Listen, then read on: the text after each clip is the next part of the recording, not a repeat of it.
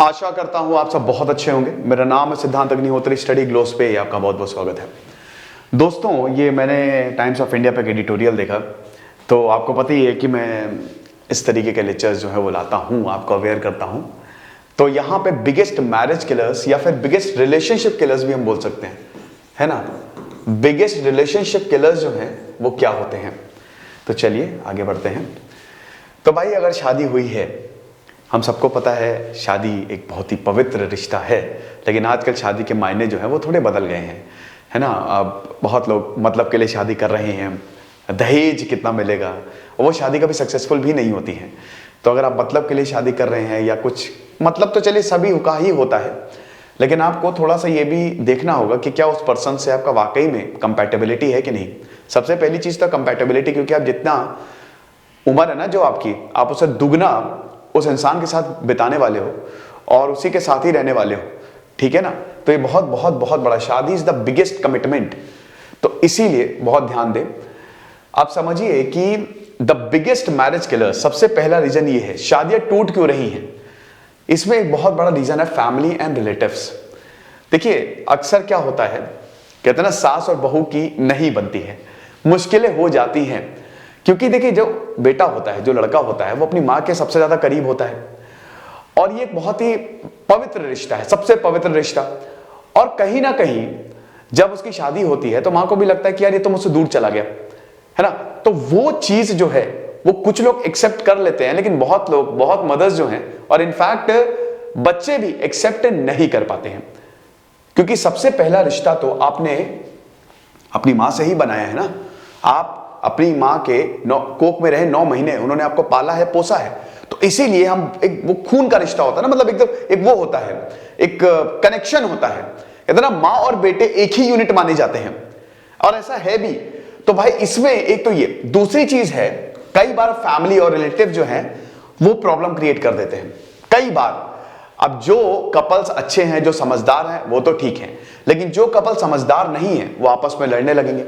कई बार लड़के की साइड से कोई रिलेटिव, अरे देखो वो ऐसा है तो तुम क्या कर रहे हो, या कहीं आग लगा दी, या कई बार लड़की की साइड से ऐसा होता है ना। कई बार जॉइंट फैमिली में बहुत ज्यादा दिक्कत हो जाती है। लड़कियां, स्पेशली लड़कियों के लिए बड़ा मुश्किल होता है एडजस्ट करना। इधर से ताने मिल रहे हैं, उधर से कोई कुछ बोल के चला आ रहा है, चला जा रहा है। कई भी वर्किंग वुमेन है तो उसको कह रहे ये तो काम कर रही है, ये तो खराब है, लड़के काम नहीं करती, उसको तो घर पे ही रहना। तो ये सब जो है ना, ये शादी को तोड़ देते हैं, ठीक है। लड़कों के भी कान लगातार कान भरे जा रहे हैं, लड़कियों के भी कान भरे जा रहे हैं, खत्म हो जाता है एकदम। मतलब फैमिली और रिलेटिव जो है ना, ये मतलब ओवर पावरिंग ओपिनियंस थोपना एक के ऊपर एक, कि नहीं तुमको हमारी बात माननी पड़ेगी बेटा, तुम तो अभी, एक तो ये पता नहीं, इतना घटिया, सबसे बेकार स्टेटमेंट जो लगता है कि अरे तुमको क्या पता है, तुमको अभी अंदाजा नहीं है, तुम उतने एक्सपीरियंस नहीं हो। भाई ऐसा नहीं होता है, भूल जाइए। एक्सपीरियंस और एज का कोई भी वो लेना देना। एक इंसान बहुत ही कम उम्र में मैच्योर हो जाता है, और एक इंसान को 60-70 साल हो जाते हैं, वो इमेच्योर ही रहता है। तो मैच्योरिटी से उम्र का कोई लेना देना है ही नहीं, ओके। तो एक तो फैमिली और रिलेटिव्स। अच्छा, इसका सोल्यूशन क्या, मैं सोल्यूशन भी बताता रहूंगा। देखिए, सोल्यूशन ये है, याद रखिएगा कि इंसानी दिमाग को ना बदला जा सकता है। हर इंसान अच्छा ही है, लेकिन उसको ब्रेन वॉश किया जा सकता है, उसको मोल्ड किया जा सकता है। तो आप ये समझिए कि बेस्ट सोल्यूशन ये है, एक तो एक अच्छी अंडरस्टैंडिंग होना। जैसे कपल्स में, अगर कपल, जैसे हस्बैंड है, हस्बैंड ने बोला कि जाए, ठीक है, बात सुन ली सारी रिलेटिव्स की, बाहर वाले अगर कुछ बोल रहे हैं, मेरी बीवी सबसे अच्छी है, वो बहुत बढ़िया है, बहुत ही अंडरस्टैंडिंग है, और मैं उसका साथ दूंगा। याद रखिएगा, अपना झगड़ा अपने ही घर में ही रखिए, अपनी 4 दीवारों में रखिए, बाहर इसको मत ले जाइए। जहां पे ये फैलना शुरू हुआ ना, वहां पे पंचायत सबसे ज्यादा लोगों को पसंद है। यहां पे हर कोई पंचायत करेगा, बस लगता है कि खत्म हो जाए, इनका रिश्ता खत्म हो जाए, तो वो बिगेस्ट सोर्स ऑफ एंटरटेनमेंट है किसी के लिए। तो इसीलिए आप अंदर कैसे भी हो, लेकिन कोशिश करें कि जो भी मैटर है वो अपने में ही सुलटाएं, है ना, कपल्स अपने में ही, क्योंकि आप भी बहुत मैच्योर हैं। हाँ, अगर आपको लगता है कि प्रॉब्लम है या एडवाइस लेनी पड़ेगी, तो एक मैच्योर इंसान से ले, जिसके ऊपर आप बहुत ज्यादा भरोसा करते हो, ना कि उस इंसान से जो 10-20 जगह गा दे। तो याद रखिएगा, इस 4 दीवारी में ही आपको अपने झगड़े सुलटाने हैं, और जो ओपिनियंस हैं वो ज्यादा अपने उस पर नहीं लेना है, ठीक है। दूसरा पॉइंट ये है कि आप रिलेटिव्स को, अपनी फैमिली को समझाइए, अगर आपकी ज्वाइंट फैमिली है तो उनको समझाए कि नहीं ऐसा कुछ नहीं है ना, सब कुछ बढ़िया है, आप गलत हो, आप उनको काउंटर करिए, ऐसा नहीं है तो वो नहीं बोलेंगे। लेकिन अगर उनको लगेगा कि आप कन्विंस हो रहे हो तो वो और ज्यादा बोलेंगे।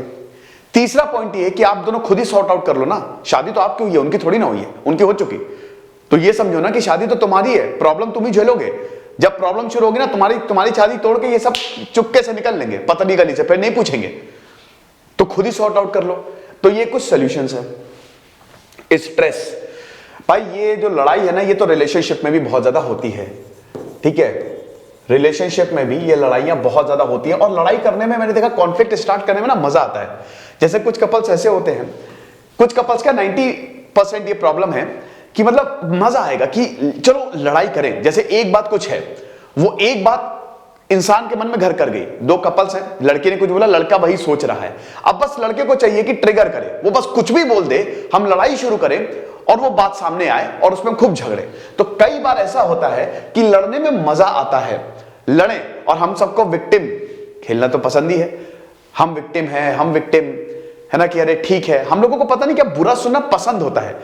जैसे कहते नहीं कि अरे तुम तो कुछ नहीं कर सकते। जैसे मान लीजिए कि किसी लड़के ने लड़की को बोल दिया कि तुम मेरे टाइप की नहीं हो, किसी लड़की ने लड़के को बोल दिया अरे तुम तो कुछ नहीं कर सकते, तुम तो तो हम लोग को, हम चाहते हैं वो ऐसा बोले मन में। अब कभी आप देखिएगा कि चाहते हैं कि हमको अब्यूज हो, और उसके बाद हम विक्टिम बन जाए, और उसके बाद फिर इमोशनल होके हम सबके बाद हाँ ठीक है तुमने तो मुझे ये बोला था ना ऐसा। तो इस तरीके का हिसाब किताब भी बहुत ज्यादा होता है, समझ रहे हो। ये स्ट्रेस, दिन भर लड़ना, छोटी छोटी बातों पे लड़ना, इससे ये दिखाता है कि आपके अंदर अंडरस्टैंडिंग बिल्कुल भी नहीं है। झगड़ा होना भी चाहिए, ऐसा नहीं है कि अगर आप बिल्कुल पीस हो गए एकदम तो मजा ही नहीं, तो रिलेशनशिप ही खत्म हो जाएगा। थोड़ा बहुत झगड़ा बहुत जरूरी है, झगड़ा बॉन्डिंग भी बढ़ाता है, लेकिन हद से ज्यादा झगड़ा हो रहा है, छोटी छोटी बातों पे झगड़ा हो रहा है, बहुत ज्यादा झगड़ा हो रहा है, और बहुत ही खतरनाक खतरनाक चीजें बोली जा रही हैं।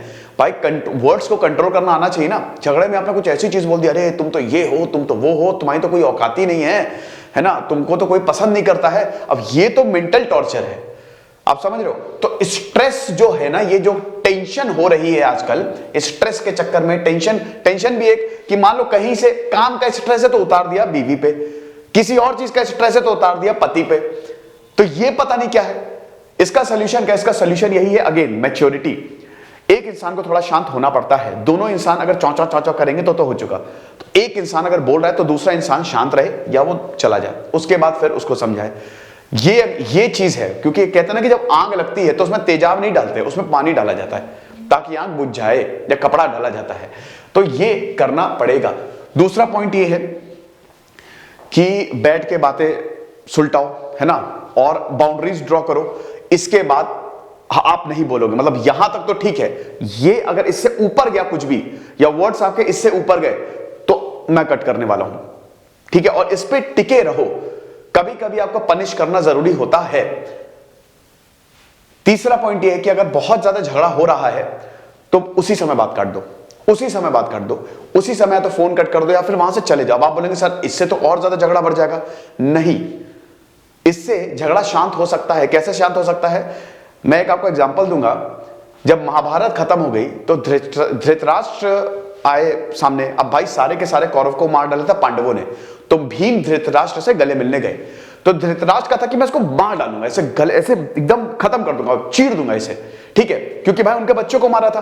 तो भगवान कृष्ण ने समझाया भीम को कि भीम इधर आओ, तुम कहां जा रहे हो, कहते गले मिलने। कहता नहीं मत मिलो गले, तुम मत मिलो गले, क्योंकि तुम भीम नहीं मारा था ना, तो मत मिलो। एक पुतला खड़ा कर दिया, तो जैसे ही धृतराष्ट्र मिले, गले मिले उस पुतले से और उसको एकदम अपनी बाहों में जकड़ के खत्म कर दिया, और उसके बाद उनका गुस्सा ठंडा हो गया।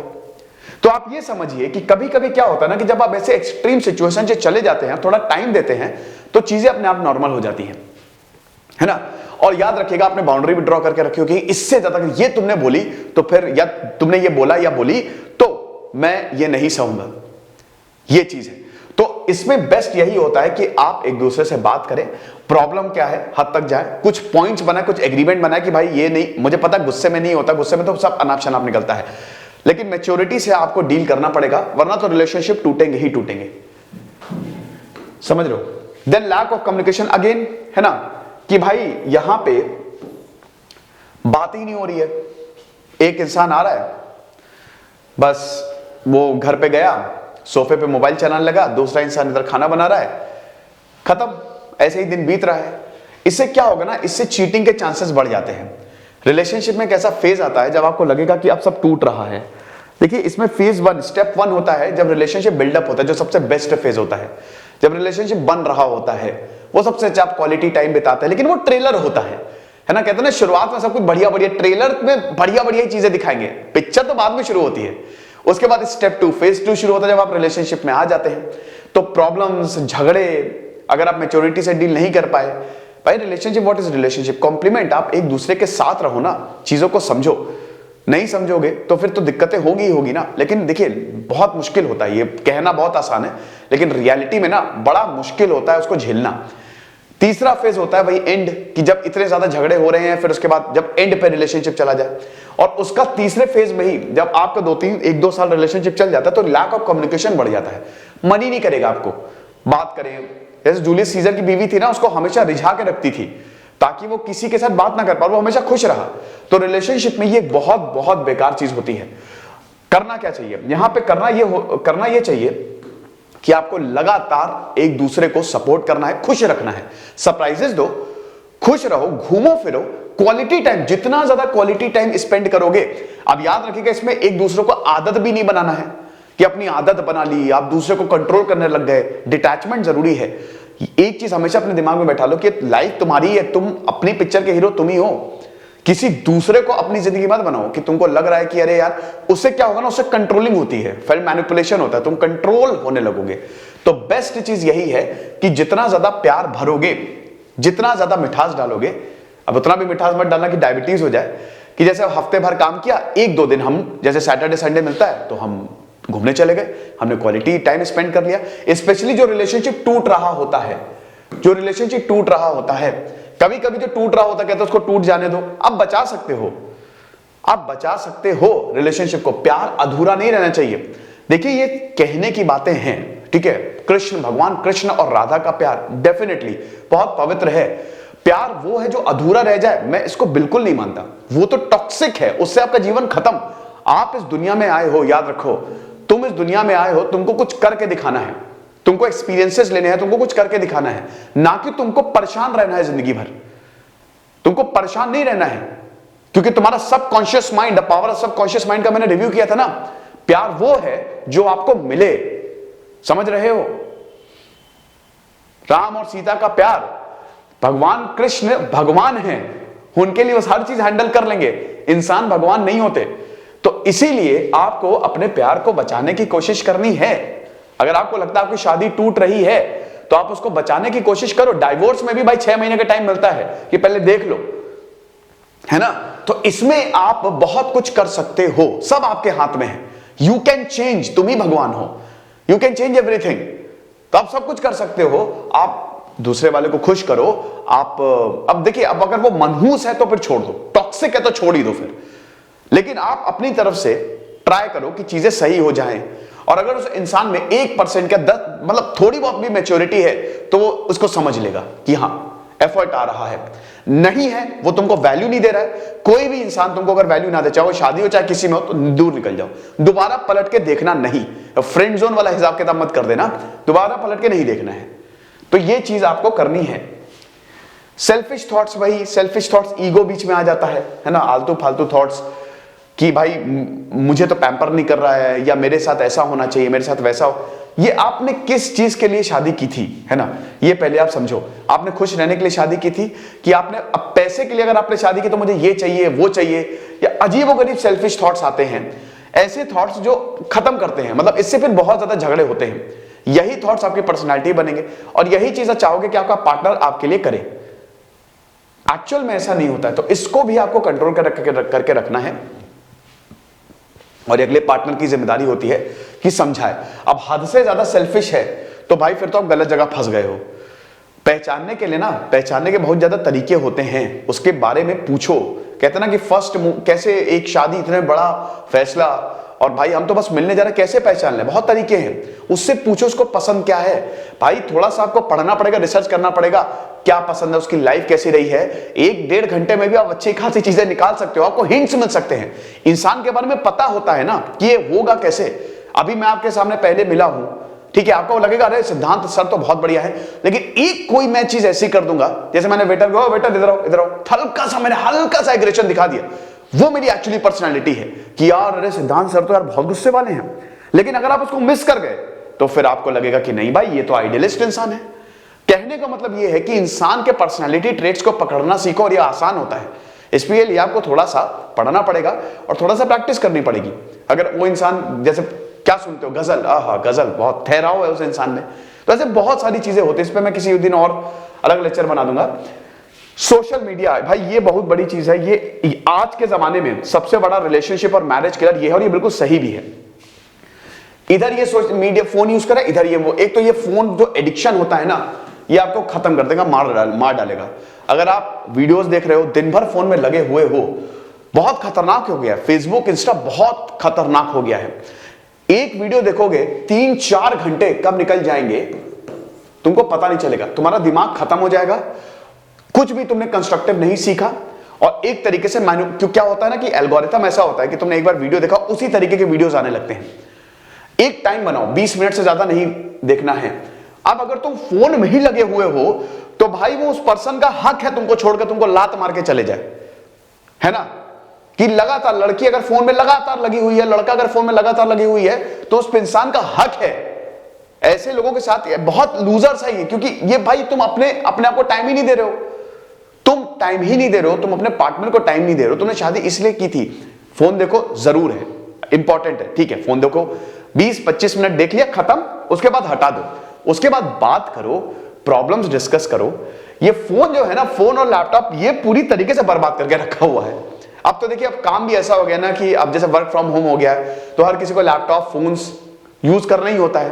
क्या कर सकते हैं, लेकिन कोशिश करो कि अपने लव्ड वंस के लिए, स्पेशली अपने पत्नी या पति के लिए, अगर आप बॉयफ्रेंड गर्लफ्रेंड हैं, तो अच्छा खासा टाइम टाइम बचा के रखें। अगर बहुत बिजी डे गया है तो आधा घंटा 1 घंटा कम से कम आप बात कर सकते हो, इससे अच्छा रहता है, इससे जो रिलेशनशिप है ना वो हेल्दी रहता है। वरना तो ये आज के जमाने में बहुत बड़ा किलर है, ये धीमे धीमे भरता जाता है कि अरे ये तो फोन यूज कर रहा है, मुझसे बात नहीं कर रहा है, अच्छा फोन इससे ज्यादा इंपॉर्टेंट हो गया है। और उसके बाद ये पास्ट वाला हिसाब किताब, ड्वेलिंग इन द पास्ट। कुछ लोग अपने पास्ट में ही रहते हैं। लड़कों के साथ अक्सर होता है, लड़कियां जो है ना वो अपने पास्ट को लेके बार बार अपना पास्ट लेके आती है। अब अगर मान लो उनका कोई बॉयफ्रेंड हुआ प्रीवियस, बार बार इसी पे अटके रहेंगी। लड़के भी करते हैं, लड़के भी अपने पास्ट पे, ये एक लूजर एटीट्यूड होता है। अगर बार बार कोई अपना पास्ट लेके आ रहा है तो वो बहुत ही लूजर एटीट्यूड है और वो एक टॉक्सिक रिलेशनशिप है। आप इससे दूर चले जाएं, है ना। इंसान अगर अपने पास्ट से उबर नहीं पाया है तो समझ लो कि फिर वो अपने प्रेजेंट में भी नहीं रह पाएगा। आपके साथ वो कभी खुश रह ही नहीं सकता और आपको भी वो कभी खुश नहीं रखेगा, क्योंकि वो बार बार वही चीजें लेके आ रहा है जो आप सुनना पसंद नहीं करते। तो आप उसी पास्ट में रहो, हमको खुश रहने दो। तो ये जो पास्ट वाला चीजें है ना कि लगातार, अरे मैं तो, कई बार ये कंट्रोल के लिए भी यूज होता है। देखिए इसके बहुत, एक चीज के ना बहुत सारे डायमेंशंस है। कई बार आप इससे कंट्रोल भी कर सकते हो, है ना। अरे मैं तो मेरी बेकार में शादी होगी, मेरी तो क्या, मैं सिंगर थी, क्या मैं एक्टर थी, मैं तो इतनी पढ़ी लिखी थी, बेकार। अब तो हो गई है ना। किसने शादी की? आपने शादी की कि उसने बोला तो था नहीं, तो डिसीजन आपका था। इंसान अपनी गलतियों का खुद ही जिम्मेदार होता है ना। ऐसे ही लड़के, साला यहाँ पे फंस गया, मैं कहां पे बताओ, जब से शादी हुई बेकार, ये सब लूजर एटीट्यूड है, समझ रहे हो। ये आगे कुछ नहीं कर पाओगे, बस परेशान रहोगे जिंदगी भर। तो इससे बाहर निकलना बहुत ज्यादा जरूरी है। The most important cause of breaking, मतलब marriage, the most important marriage killer reason, मतलब ये बहुत बड़ा रीजन है। आपको बता देता हूं कि डिसऑनेस्टी सबसे ज्यादा पेनफुल ये होता है, सबसे ज्यादा पेनफुल। डिसऑनेस्ट कहते ना कि यार कब तक दाल चावल खाएंगे। दाल चावल खाओ, लेकिन उसमें दाल चावल ही खाना है आपको लाइफ टाइम, क्योंकि अल्टीमेटली आप बाहर का खाना कुछ ही दिन तक खा सकते हो, शक्ति आपको दाल चावल ही देगा। तो डिसऑनेस्टी जो होती है ना, ये बहुत डेंजरस होती है। जॉन लॉक ने बोला था कि अगर सरकार जो है वो जनता के हिसाब से नहीं काम करेगी तो जनता का ये पूरा अधिकार है कि जनता विद्रोह कर दे। और उन्होंने बिल्कुल सही बोला था। रिलेशनशिप और शादी में भी यही बात होता है। मेरा मानना है कि अगर मान लीजिए कि 2 रिलेशनशिप बिल्कुल ही बेकार हो चुके हैं तो उसमें पार्टनर का ये अधिकार है कि वो उसको चीट कर दे। यस, ये मैं बहुत ही बड़ा स्टेटमेंट है, लेकिन ये है। अगर आप अपने पार्टनर को बिल्कुल भी खुश नहीं रख पा रहे हैं, अगर आप उनके साथ बहुत गलत व्यवहार कर रहे हैं, अगर आप उनको एकदम खुशी नहीं दे पा रहे हैं, तो वो पार्टनर का अधिकार है कि फिर वो मतलब है, चाहे वो लड़की हो चाहे लड़का हो, कि वो आपसे फ्री हो जाए। लेकिन वो फ्री हो बेटा, उसको बता दो, अगले पार्टनर को बता दो कि देखो मैं तुम्हारे साथ खुश नहीं हूं, मुझे ब्रेकअप करना है, या मतलब ऐसी चीजें आप करो। उस रिलेशनशिप में रह के डिसऑनेस्टी करना ये एक पाप है, समझ लो, और ये कर्म है, कार्मिक बैलेंस है, ठीक है। अगर तुमने किसी के साथ बहुत धोखा किया जो तुमको बहुत प्यार करता हो, रह के रिलेशनशिप में, है ना, अब देखिए इसमें वही चीज है ना कि अगर वो आपके लिए कुछ भी नहीं कर रहा है और आपके लिए कोई काम नहीं कर रहा है, आपको परेशान कर रहा है, तो यू हैव द राइट। लेकिन अगर वो आपके लिए बहुत कुछ कर रहा है ना, और आप भी उससे प्यार कर रहे हो, उसके बावजूद आप किसी और इंसान के साथ जा रहे हो या ये दिमाग में भी ला रहे हो ना, तो ये सही नहीं है ना। वो बिल्कुल ठीक है कि वो आपके हिसाब से काम नहीं कर रहा है, बिल्कुल कंपैटिबल नहीं है, आप उसके साथ खुश नहीं रहोगे, तब आप बिल्कुल म्यूचुअली बोल दो उसे, फिर आप you are free to go. लेकिन आप उसको भी अंधेरे में रख रहे हो कि अरे नहीं मैं तो तुम्ही से प्यार करती हूं या करता हूं, मेरा पूरा टाइम तुमको जाएगा, मैं तुम्हारे लिए जीना, और इधर एक और 2-3 और से यही बात चेप रहे हो, है ना, सबको यही बात चेप रहे हो, वो बहुत खतरनाक है। डिसऑनेस्टी बहुत बहुत डेंजरस चीज होती है, और अगर आपने ये किया तो आप बहुत पछताओगे। मैंने देखा है काफी लोगों को, मैं आपको बताऊंगा, नाम नहीं लूंगा, मेरा एक फ्रेंड था, ठीक है, तो वो अपनी बहुत बहुत ज्यादा प्यार करता था भाई, अब वो उसने चीट कर दिया उस लड़की ने, है ना। तो आप देखिए इसमें 2 चीजें होती है, या तो आप उसके ऊपर लटके रहो, है ना, कुछ लोग लटके रहते हैं, नहीं मतलब गिरा देंगे अपने आप को पूरी तरीके से, स्वाभिमान बेच देंगे अपना, तुम सिर्फ अपना मजाक उड़ा रहे हो। एक नो कॉन्टैक्ट रूल आपने सुना होगा, इनफैक्ट ये सबके लिए अप्लाई करो। रिजेक्ट हो रहे हो, मान लो तुम किसी से प्यार करते हो, तुमने बोला ओके मैं तुमसे प्यार करता हूं, फीलिंग्स है, उसने कहा ठीक है प्यार करते हो बट मैं तुमसे प्यार नहीं करती, thank you so much, best of luck, बस ये बोल के निकल लो। दोबारा ना उसको कभी मैसेज करो, ब्लॉक कर दो, हर जगह से उठा के फेंक दो। मतलब कहने का मतलब ये है, ये डील करने का तरीका है, क्योंकि आपको मेंटली खुश होना है ना, जो चीज आपको दुखी दे, परेशान करे, उससे आप दूर हो जाओ। तो आप ये समझो कि अगर कोई डिसऑनेस्ट है तो आपको चिपके रहने की जरूरत नहीं है कि वहीं पे घुसे हुए हैं, नहीं मैं क्या कर सकता हूं, नहीं, तुम जितना ज्यादा घुसोगे उतना ज्यादा तुमसे दूर भागेगा या भागेगी। तो बेस्ट यही है कि उसको डिसऑनेस्ट है होने दो, चीट करे होने दो, तुम उसे रिलेशनशिप खत्म कर लो और दूर निकल लो, ठीक है। तो ये भी एक बहुत बड़ा रीजन है, डिसऑनेस्टी इज द रीजन जो कि मैरिज को खत्म कर रहा है या रिलेशनशिप को खत्म कर रहा है। तो इसको भी संभालने की बहुत ज्यादा जरूरत है। तो ये कुछ इंपॉर्टेंट रीजंस और इसके सॉल्यूशंस थे।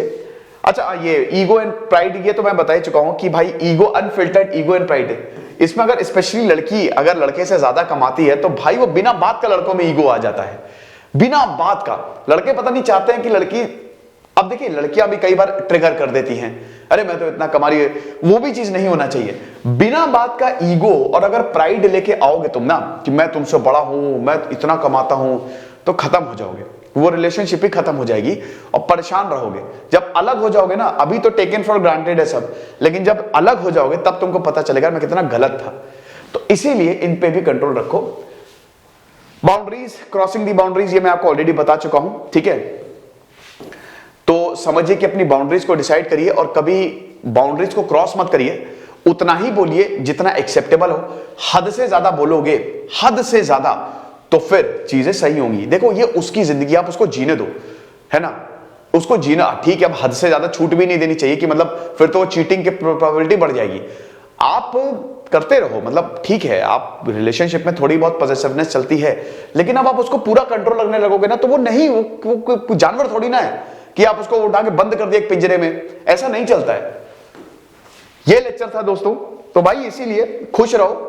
सॉल्यूशंस क्या, मैरिज किलर्स और उसके सॉल्यूशंस क्या है, तो खुश रहो, बढ़िया तरीके से अपने आप को हेल्दी रखो, मेंटली फिट रहो, है ना, रिलेशनशिप को बहुत ही संभाल के रखो, क्योंकि ये बहुत ज्यादा पवित्र रिश्ता होता है और ये सबसे ज्यादा क्या कहते हैं कि खुश करने वाला है। कहते हैं ना कि प्यार एक ऐसी चीज है जो आपको बहुत ज्यादा खुश कर सकती है, आपसे कुछ भी करवा सकती है, लेकिन वो आपको बर्बाद भी कर सकती है। तो बर्बाद नहीं रहो, आबाद रहो, खुश रहिए, पढ़ते रहिए। जैसे सिद्धांत अग्निहोत्री साइनिंग ऑफ।